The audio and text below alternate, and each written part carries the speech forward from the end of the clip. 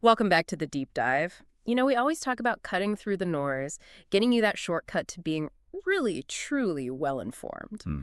Well, today, we've done just that. Pulled together a huge stack of sources, articles, research, our notes on a critical, very fast-moving global situation. Absolutely. And our mission really is for you, our listener. It's to help you quickly but thoroughly grasp the nuances here. We're talking about the current Middle East conflicts. Yeah. We want to give you those aha moments, Yeah. multiple perspectives, but without that feeling of just being overloaded with information. Exactly. Okay, so let's unpack this. Our focus for this deep dive is an updated overview, really, of the recent and often overlapping conflicts involving Israel. Right. We're going to zoom in specifically on the Israel-Iran escalation, which has really ramped up, then the ongoing Israel-Palestine conflict in Gaza, and of course the humanitarian crisis there. And also that third front, the Israel-Hezbollah situation up on the Lebanon border. It's quieter maybe, but still very tense. Yeah. And what our sources really show is that these aren't just happening side by side. They're intertwined, almost like a feedback loop, you could say. That's a good way to put it. So we're going to break them down one by one, give you the essential details, but also those crucial connections you need to see the bigger picture. Yeah.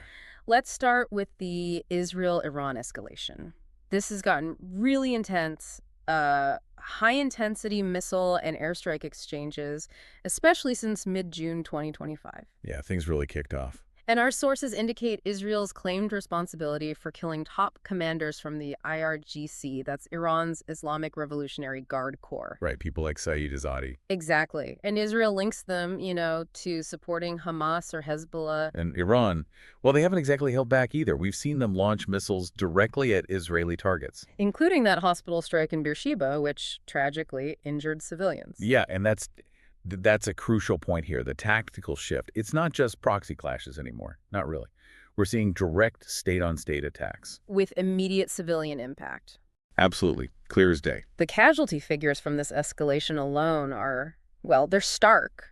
Reports suggest over 430 Iranians killed. And that includes civilians, unfortunately. Yeah, tragically. And on the Israeli side, reports mention 24 Israeli civilians dead, hundreds wounded. It's an immense human cost. It really is. And interestingly, amidst all this, Iran has apparently ruled out nuclear negotiations for now.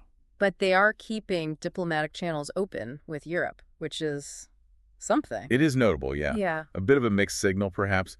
But if you zoom out, look at the bigger picture. The international reaction. Exactly. The pressure is immense. You've got major players, Turkey, the UK, Germany, Russia, China, the UN, all pushing hard for de-escalation. Because the fear is real, right? A wider Middle East war or Yeah. even, the nuclear risk angle. Very real. It's not just abstract concern.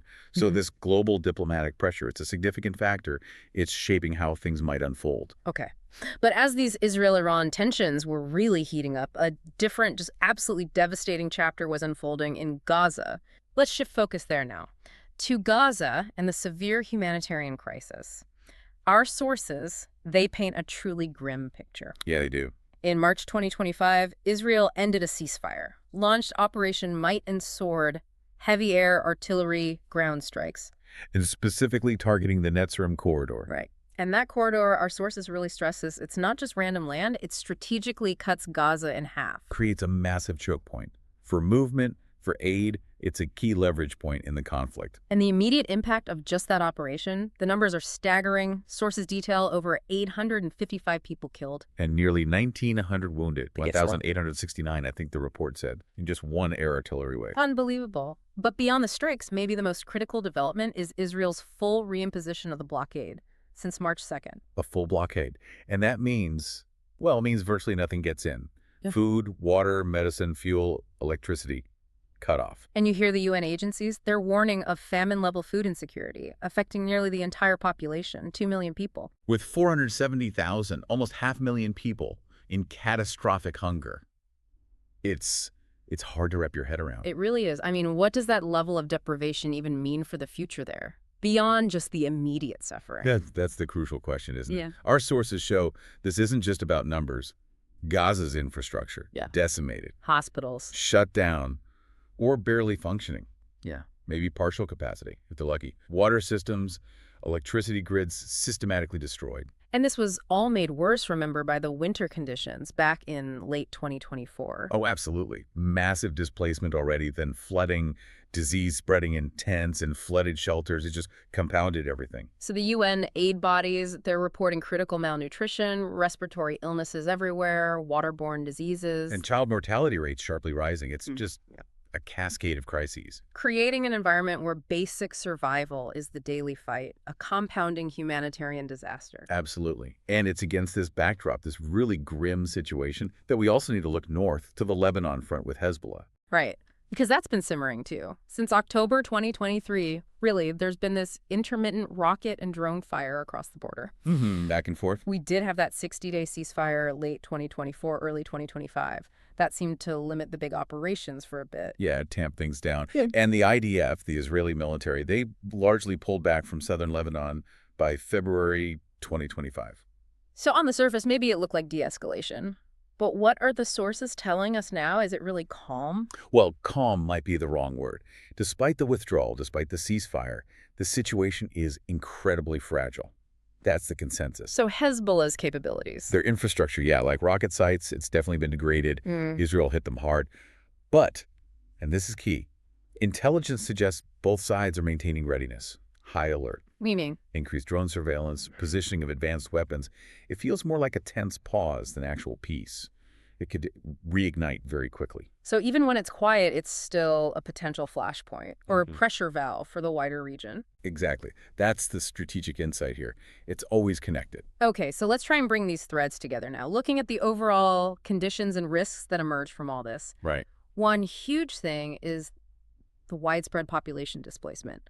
We're seeing it inside Israel, obviously in Gaza, but also in parts of Iran. Air evacuations of foreign nationals, too, from all those areas. Mhm. It's a massive forced movement of people across the region. And one critical insight, you mentioned strategy earlier. Our sources really highlight Israel's approach.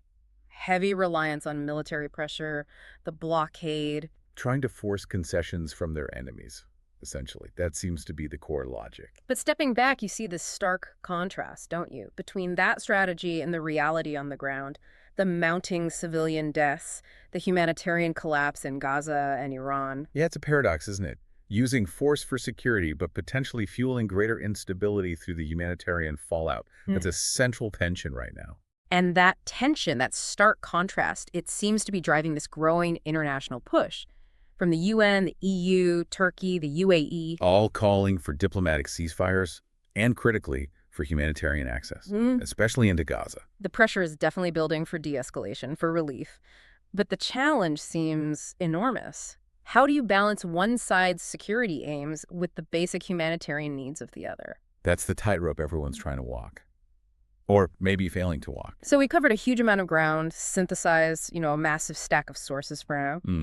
We've seen how these overlapping conflicts, the intense Israel-Iran exchanges, the deepening Gaza crisis with its displacement and shortages, and that fragile Hezbollah front, how they've created this incredibly volatile regional situation. The complexity is just, it's immense. These aren't separate boxes. It's this intricate web, really. Actions in one place ripple outwards, impacting others in ways that aren't always obvious at first glance. And the critical consequences, they're pretty clear, aren't they? Ongoing, devastating humanitarian crises.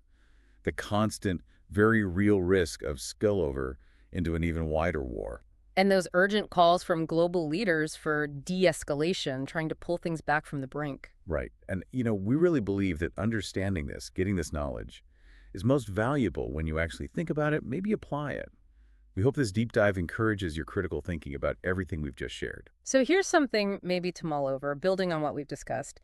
Considering this intricate web, right, and the very different strategies each side is using, what do you think are the biggest hurdles? The really significant obstacles to achieving lasting stability and getting humanitarian relief into places like Gaza. And maybe also, what role can external pressure from the UN, from other countries, what role can it really play when circumstances